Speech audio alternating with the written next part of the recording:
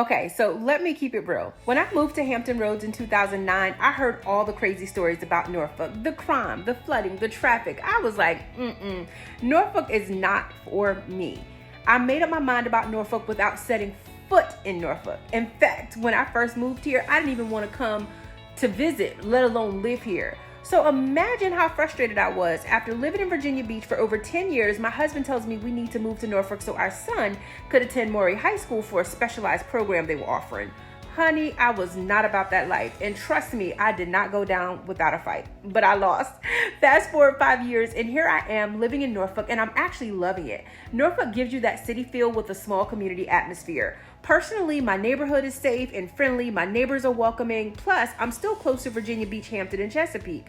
Now, some would say I actually judged the book of Norfolk by its cover because I really enjoy living here now. But listen, today is not about why I love Norfolk. We'll save that for another video. Today, I'm giving you the 7 things you need to know before moving to Norfolk in 2025.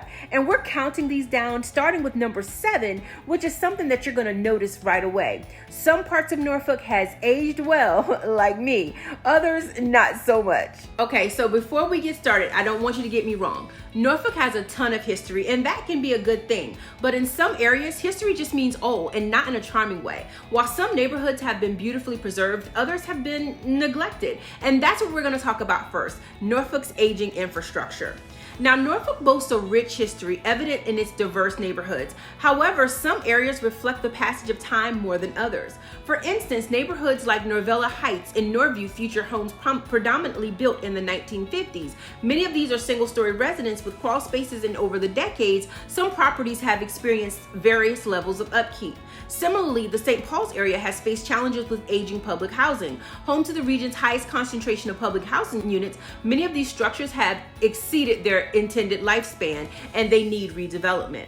Now, in contrast, neighborhoods like Ghent, Colonial Place, and Freemason are renowned for their historic charm, showcasing architectural styles like Victorian, Queen Anne, and Colonial Revival. While many homeowners have invested in restoring these properties, the inherent nature of older homes come with higher maintenance costs and unexpected repairs. Now, beyond residential areas, some of Norfolk's prominent entertainment venues are also showing their age. The Scope Arena continues to host events, but it lacks the modern amenities found in newer arenas. Harbor Park, once celebrated as a premier minor league baseball stadium in the 90s, now feels dated compared to contemporary facilities. These venues, while still functional, highlight the broader challenges that Norfolk faces with upholding infrastructures to our current expectations. Now, it's worth noting that Norfolk has initiated several urban renewal projects aimed at rejuvenating older neighborhoods and commercial areas. The city's Healthy Housing Initiative focuses on stabilizing and preserving quality, affordable housing, infrastructure, and amenities in neighborhoods teetering between growth and decline.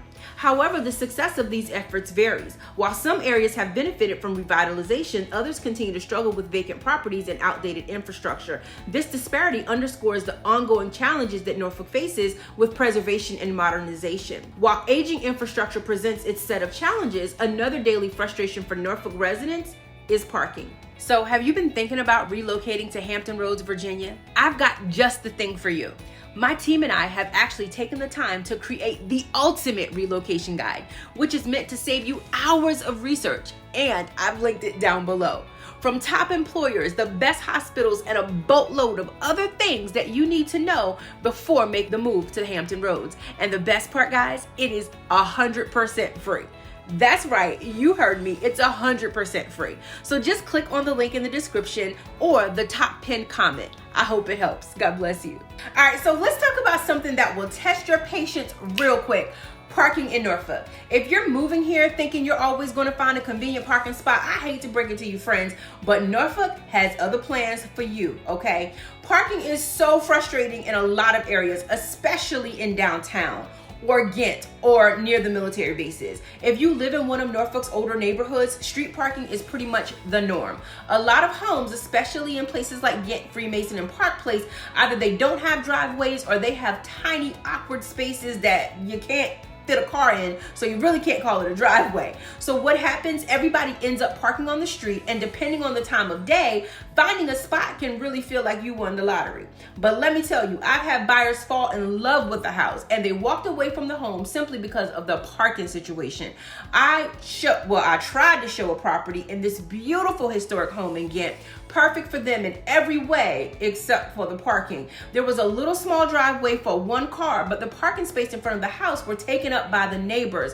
My clients drove around for several minutes looking for a parking spot close enough to the home before they just gave up and was like, no girl, that's all, this is not for us, okay? So if you're thinking I'll just park in a garage, well, let's talk about that. Downtown Norfolk has a few parking garages, but they are not free. Monthly permits for downtown garages range from $55 to over $100 a month, and even that doesn't guarantee you a great parking spot. But if you're parking downtown just for the day, hourly rates are going to add up fast, and you can pay from $1.50 to $2 an hour, even more if it's an event. Norfolk Parking Patrol is on top of their game, and they will give you a ticket moments after the meter runs out. So this is not a place where you want to play with those parking meters.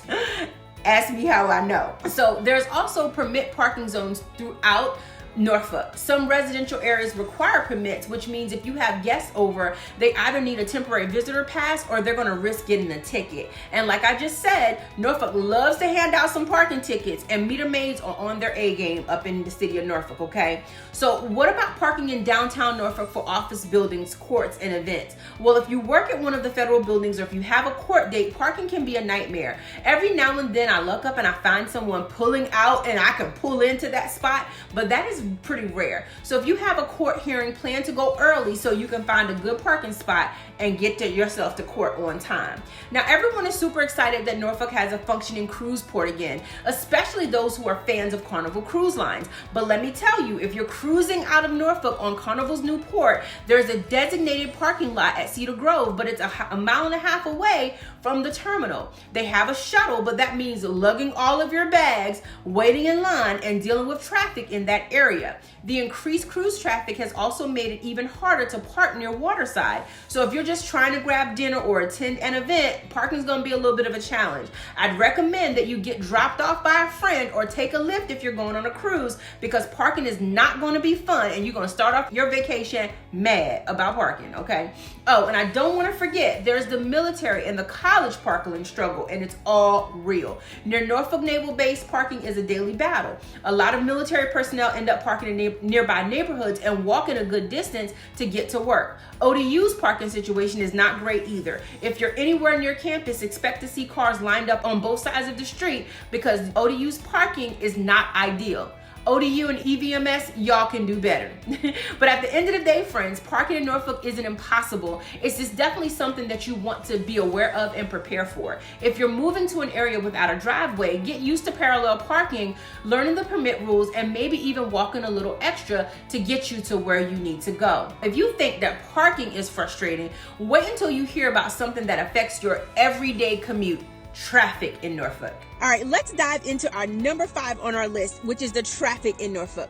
So if you're moving to Norfolk thinking that your commute is going to be smooth sailing, well, honey, you might want to buckle up, because one of the first things that you're going to notice is that where Norfolk is located, that means you have to heavily rely on tunnels and bridges to get around. The HRBT is what connects Norfolk to Hampton, and it is notorious for bottlenecks, especially during rush hour and on summer weekends. Now, the HRBT is often overwhelmed by the sheer volume of vehicles, which leads to so much frustration. Oh my God.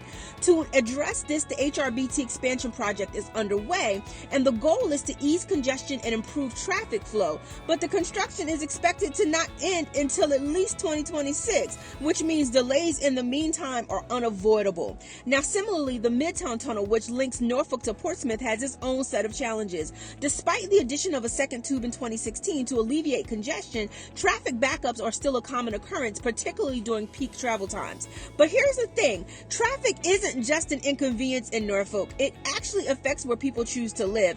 I've seriously had buyers fall in love with the house in Norfolk, but once they factor in how long it's going to take them to get to work, especially if they have to take a tunnel, they start reconsidering. The reality is, if you work in the beach or Newport News or Chesapeake, your commute can make or break your decision to live in Norfolk. Now, some buyers are okay with extra drive time in exchange for lower home prices, but some buyers, not so much. And in case you're wondering, it's not just the tunnels that can get backed up. Major roads in Norfolk have their own headaches, trust me. Tidewater Drive, Chesapeake Boulevard, Granby Street, and I could go on and on. But they're key streets through the city, but they've been experiencing single lane closures due to ongoing construction and infrastructure improvement for months. These closures contribute to increased congestion and longer commute times for residents. And trust me, sitting in bumper to bumper traffic just to go a few miles is not anyone's idea of a good time, okay? So getting onto the interstate is another struggle. For example, the northbound on-ramp from Tidewater Drive to I-64 has been closed since February of 2025 for the express lane construction, and it won't reopen until the fall. That means that detours and extra drive time for anyone commuting in that direction. Now, another issue is the 15th View ramp onto I-64 from West Ocean View Avenue is closed every day from like 12:30 to 6:30 during peak hours. That means if you're heading home from work or you're trying to get out of the area, you're going to be forced to take an alternative route like 4th Street View or Granby Street, which is only more congested. So rush hour traffic is no joke anywhere in the 757, but if you're moving to Norfolk, you need to plan around the traffic. Rush hour here is from 7 to 9 or 4 to 6 like anywhere else, but during these times, even a short drive can take twice as long. Now, areas near Norfolk Naval Base, Old Dominion, and downtown experience the heaviest congestion because of commuters. Military personnel especially need to plan ahead since base traffic can back up significantly during shift changes. So listen, friends, before you decide on a home in Norfolk, you do need to consider what your daily commute is going to be like, especially if you work in one of the other cities. I want you to ask yourself two questions. How much time am I willing to spend in traffic every day? And will I need to deal with tunnels construction or ramp closures in order for me to get home or back to work? For some buyers, the convenience of living closer to work outweighs the higher price tag of homes in areas like Virginia Beach or Chesapeake. But other people might prefer to save money on housing and just deal with the commute. It really is going to come down to what your priorities are and what your preferences are. The bottom line is this, friends. Living in Norfolk means you'll need to plan your travel times carefully, okay? Stay updated on traffic reports, have a good sense of alternative routes, and if you're buying a home in Norfolk, traffic should absolutely be a part of your decision-making process. So if sitting in traffic isn't frustrating enough, oh my God, let's talk about something just as annoying, and that's finding good grocery stores and shopping options in Norfolk. Because after sitting in all that traffic, you're going to have to grab something to eat, go pick up a late dinner, and depending on where you live in Norfolk, that's not always going to be as easy as you think. Number 4 on our list are the challenges with shopping and grocery stores in Norfolk. All right, let's switch gears and let's talk about something that affects your everyday life, where you buy your groceries and where you shop. Because after dealing with Norfolk's traffic, the last thing you want is to drive all over town just to find the groceries that you need. Now, here's the thing. Norfolk does have plenty of grocery stores, but your options really depend on where you live. If you're moving from a city with tons of variety, you might find Norfolk a little limited. Let's start with grocery stores. Norfolk has Food Lion, Walmart, Aldi, and they are going to cover the basics, but if you're looking for a Publix or a Wegmans, forget about it. You're not going to find it here. Those are over in Virginia Beach and Chesapeake. Now, we do have a couple of Harris Teeters, the Fresh Market, maybe a Kroger, but they're not as widespread as in other cities. Now, in some parts of Norfolk, grocery stores are few and far in between. These areas, known as grocery deserts, mean you might have to drive 10 to 15 minutes just to grab fresh produce or essentials. Now, that might not seem like a big deal, but when you need to make a quick grocery run, it can be a hassle. Now, coming from Philly, I was actually pleasantly surprised to find corner stores here in Norfolk. So if you're at a city where corner stores are everywhere, you know how convenient they can be, but safety might be another concern. Now, what Norfolk does have is a strong local business scene. If you love mom and pop stores, small eateries, local bars, bars, you're gonna find a lot of hidden gems tucked away in different neighborhoods in Norfolk. And if you ever need a quick stop for coffee or snacks, I promise you, there's a 7-Eleven everywhere in Norfolk. I'm telling you, every single corner. So let's talk about shopping beyond groceries and 7-Elevens, because Norfolk retail scene has seen some major changes in the last few years. Now, one of the bright spots in Norfolk is Norfolk's Premium Outlets, which is one of the city's new thriving shopping areas. It's right off of I-64. It's super convenient to Virginia Beach, so a lot of people from surrounding areas like to shop there. But while the outlets are doing well, some of Norfolk's older shopping centers aren't as lucky. MacArthur Center Mall was once the go-to shopping destination in downtown Norfolk, but over the years, it's lost a ton of big name stores. Nordstrom is gone, Apple left, and a lot of other retailers have followed. The mall's future is uncertain, and let's be real, it just doesn't have the same energy that it used to. Now, Military Circle Mall is already shut down, and the city has big plans for redevelopment. They're talking about turning it into a huge mixed-use project with offices, retail, and entertainment, but that's going to take years before we really see anything happen. And then you have Janif Shopping Center, which has been around since the 1950s. Now, Janif is still open, but let's be honest, it feels outdated. So what does this all mean if you're thinking about moving to Norfolk? First, pay attention to where you do your grocery shopping, because not all areas have easy access to stores. And if I don't DoorDash it or deliver it or Instacart it, I will go to Virginia Beach for the stores I want.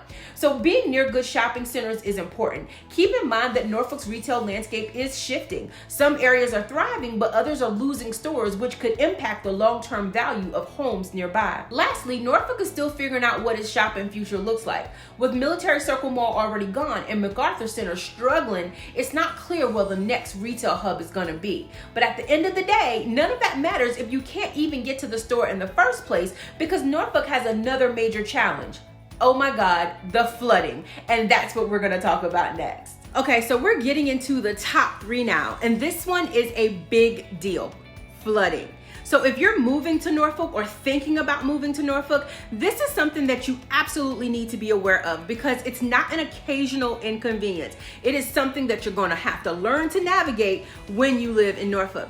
Now, Norfolk is one of the most flood-prone cities on the East Coast, and that's because of a few key reasons.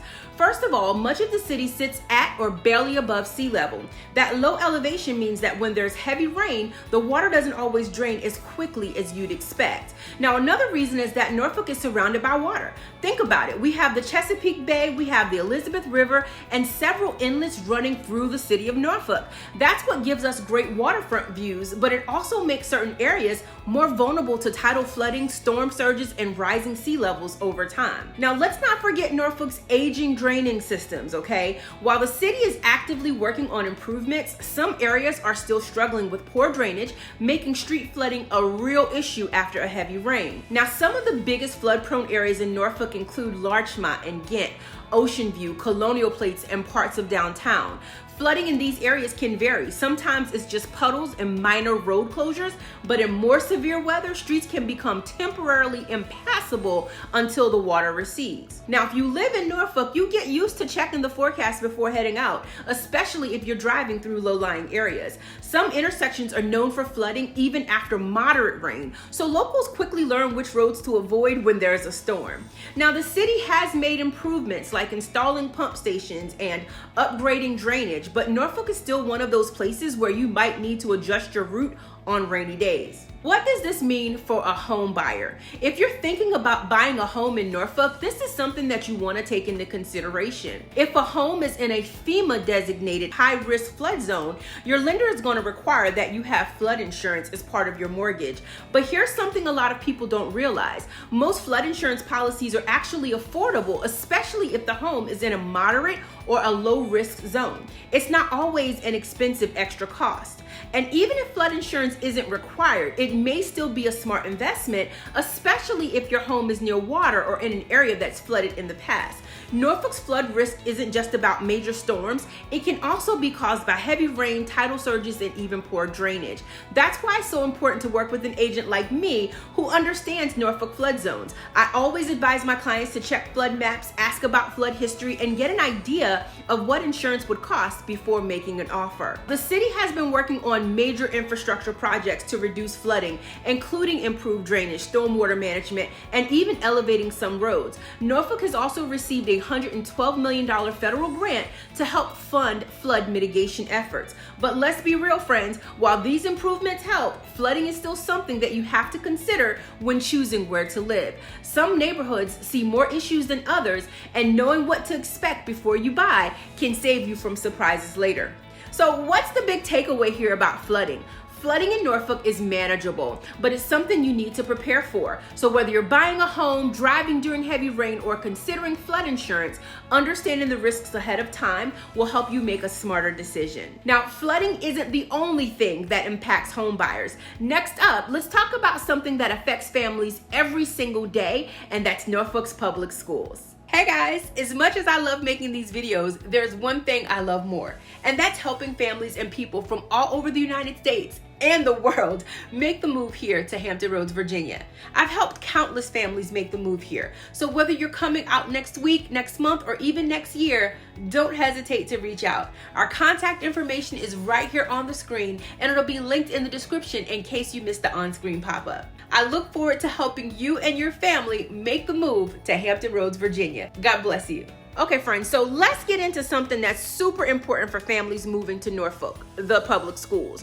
Whether you have kids or you're just thinking about resale value, understanding how Norfolk's school system stacks up is very important.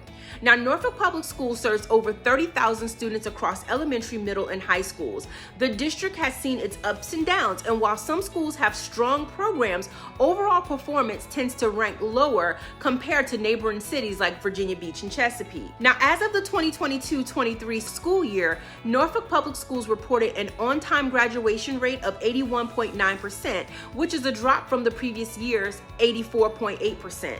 The district has been working to improve this number with a goal of reaching a 90% graduation rate by 2027. However, for now, it's something that families moving to the area should be aware of. Now, when it comes to academic performance, Norfolk schools consistently score below the state average in key subjects. In the most recent state testing data, 56% of students were proficient in reading compared to the state average of 69%. Math proficiency was even lower, with only 27% of Norfolk students passing, while the state average was 54%. These numbers indicate that while some schools perform well, the district as a whole faces academic challenges. Like most school districts, not all high schools in Norfolk are the same. Some offer specialized programs that stand out, while others struggle with graduation rates and performance. Now, Maury High School is one of the better performing high schools in Norfolk. It's known for specialized programs and a strong athletics department. Now, Granby High School offers International Baccalaureate, or the IB program, and advanced placement, or AP courses, which makes it a strong option for students looking for a more rigorous academic program. However, overall student performance varies depending on the program. Now, Norview High School is recognized for its aviation program, which is unique to the area. While it provides a solid option for students interested in aviation careers, the school's overall academic performance remains average. Now, Lake Taylor High School and Booker T. Washington High Schools have historically lower ratings, with higher dropout rates and more safety concerns. While the district is working on improvements, these schools tend to have more challenges than others. You may be wondering, what about safety? Well, safety is a major concern for many parents, and the truth is, some Norfolk schools are in areas with higher crime rates. While not every school has issues, it's something to consider, especially when looking at high school options. Checking crime maps and school safety reports can give you a better picture of what to expect within the local high schools. Now, for families who want to explore other options, Norfolk has several well-known private schools. Norfolk Academy is one of the top private schools in Virginia, known for its strong academics and athletic programs. And my son actually attended Norfolk Academy during middle school, and it was a great experience with small class sizes and a personalized instruction. Now, Norfolk Collegiate is another highly rated private school, focusing on college prep academics and a well-rounded student experience. Norfolk Christian schools offer faith-based education with strong academics and a close-knit community feel. Many families choose this school for its faith-based approach. Now, there are other private schools in the area, including the Hague School and St. Patrick Catholic School, which provide additional alternatives for families looking for something outside of the public school system. Now, what this means for you as a home buyer.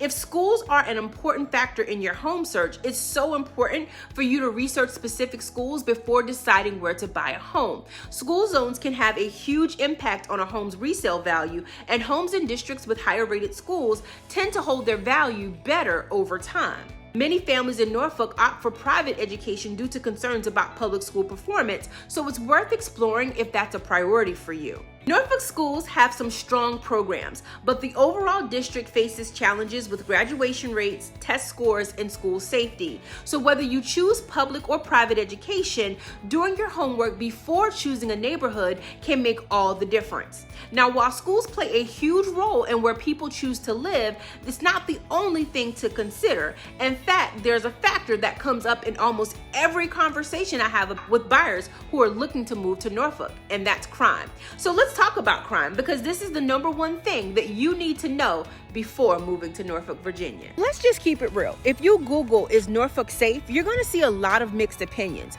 Some people are going to tell you that they've lived here for years and never had an issue, while others are going to say they don't feel comfortable in certain areas. The truth, crime exists in Norfolk, but just like it does in any city. But not every part of Norfolk has the same crime concerns.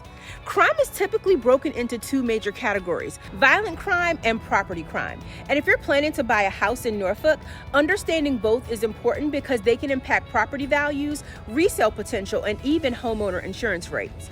Now, violent crime includes assaults, robberies, homicides, sexual offenses, essentially any crime that involves physical harm or direct threat to someone. Property crimes, on the other hand, include theft, vandalisms, break-ins, motor vehicle theft. These crimes affect your belongings, but they don't involve direct physical harm. Now, according to the latest 2024 crime data, Norfolk has a violent crime rate of 5.56 per 1,000 residents. To put that in perspective, the national average is about 4 per 1,000 residents, which means Norfolk's crime rate is above the national average. Now, in 2023, Norfolk saw 43 homicides, 115 reported sexual assaults, 210 robberies, 917 aggravated assaults. But on the property crime side, Norfolk had a property crime rate that was significantly higher than the national average. In 2023, there were 594 burglaries, 7,000 incidents of theft, 15,000 stolen vehicles. And what that really ties into is high crime areas tend to have lower home values and slower appreciation rates. So if you're buying a home, this could mean that your investment doesn't grow as quickly as it would in a lower crime area. But when it comes time to sell, homes in areas with higher crime rates can sit on the market longer and may sell for less than expected.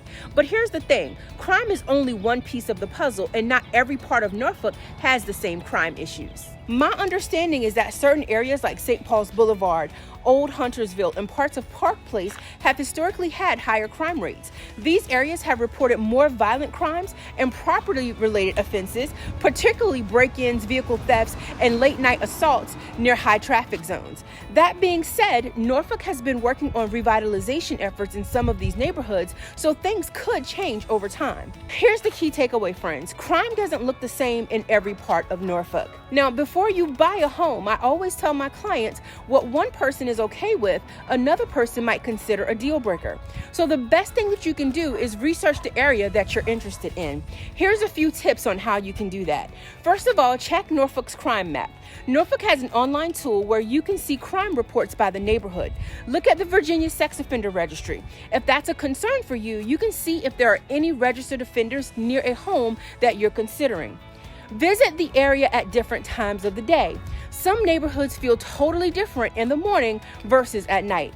Guys, I always encourage people to talk to the neighbors. No one knows an area better than the people who live there. From my own experience, I feel safe where I live. I have a ring alarm, I have great neighbors, and I live in an area where some people don't even lock their doors. That being said, there are definitely places that I would not drive through at night, let alone show a house in. But that's true for a lot of cities. And at the end of the day, crime is a factor. But it doesn't define Norfolk as a whole. The best thing you can do is work with an agent like me who knows the area, who knows the data, and can help you make the best decision for your lifestyle and comfort level. So there you have it, friends. The top 7 things that you need to know before moving to Norfolk in 2025. So we've covered a lot in this video. Let's do a quick recap of the 7 things you need to know before moving to Norfolk in 2025. Now, one of the first things you're going to notice in Norfolk is how some areas have aged beautifully while others feel stuck in time. Now, the second thing you're going to notice is the never-ending battle with parking. In certain areas, especially in downtown and historic neighborhoods, finding a parking spot can be an absolute headache. If you don't have a driveway, get ready to master parallel parking. Now, of course, we cannot forget traffic. Between tunnel backups, bridge congestion, and constant construction, getting around Norfolk requires patience and a good GPS. Now, something as simple as grocery shopping can be a challenge depending on where you live. Now, another major concern is flooding. If you're buying a home in Norfolk, it's so important to check the flood zones and the history of flooding in that neighborhood. Now, for families with school-aged kids, Norfolk public schools are something to research carefully. While there are strong academic programs and private school options, some public schools struggle with rankings, test scores, and graduation rates. It's important to know which schools are in your zone so you can explore all of your options. And finally, we talked about the biggest concern for people moving to any city, which is crime. Norfolk, like any urban area, has neighborhoods that feel very safe and others with higher crime rates. The best thing you can do is do your research, check your crime maps, and visit the areas you're considering at different times of the day. Now, if you're wondering, Sonali, should I move to Norfolk? The answer depends on what matters most to you. Every city has its challenges, but Norfolk has a lot to offer. That's why it's so important to work with an agent who actually knows the area, and that's where I come in. If you're thinking about buying or selling a home in Norfolk, call me. I'm going to answer the phone, and I'm here to help. I'll make sure you get honest advice, a smart strategy, and the right move for your needs. Now, if you want to learn more about how home ownership is more than real estate, it's about creating generational wealth. It's about being a good steward, and most importantly, it's about God's promises. Make sure you check out my new book, Home Ownership God's Way. You can grab it on Amazon or just reach out to me directly. I'll get you a signed copy. Listen, friends, I appreciate you for watching. Don't forget to subscribe for more real estate insights and tons of information about real estate in Hampton Roads. Thank you so much. I'll see you in the next video. God bless you.